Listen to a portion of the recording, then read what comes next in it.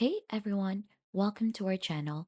In today's video, we'll learn how to toggle before and after color grading in DaVinci Resolve quick DaVinci Resolve tutorial. So for us to be able to begin, just open DaVinci Resolve onto your device and open the project wherein you've added a color grading. So I have a project wherein I've adjusted some colors in here or some different settings in here.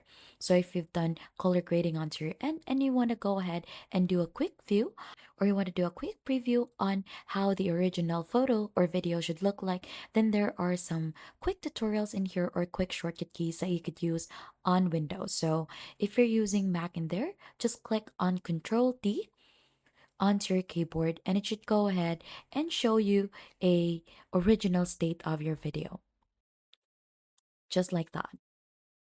But if you're actually on Windows, you'll have to go ahead and click on Alt D to go ahead and view its original color.